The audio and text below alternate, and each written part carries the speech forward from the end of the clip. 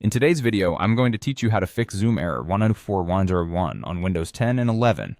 This error can be a real headache, especially when you're trying to hop onto an important meeting or catch up with friends and family. But fear not, because I'm here to walk you through some simple steps to get you back up and running smoothly. First things first, let's check your internet connection. I know this might seem basic, but trust me, it's a fundamental component of keeping Zoom happy and connected. Open up your preferred web browser and try navigating to a website. Any website, really, to ensure that your internet connection is working as it should. If everything loads swiftly, you're likely dealing with a stable connection. However, if things seem a bit sluggish or if the web page won't load, you might need to dig a little deeper. If you suspect instability, a good old-fashioned restart of your router could do the trick. Simply turn off your router, wait patiently for about 1 to 2 minutes, and then power it back on. Allow your devices a moment to reconnect to the network, and then try using Zoom again.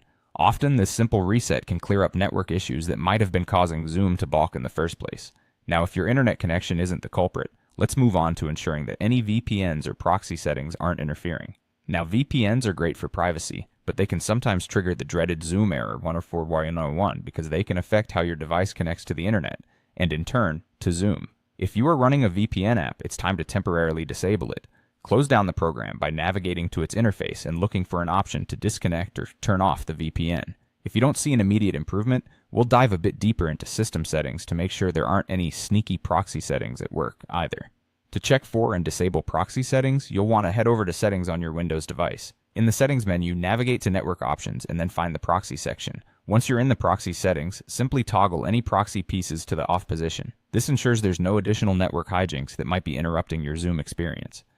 By following these carefully laid out steps, you should be well on your way to resolving Zoom error 104101. Remember, a reliable connection and ensuring no third party is filtering your traffic will make all the difference.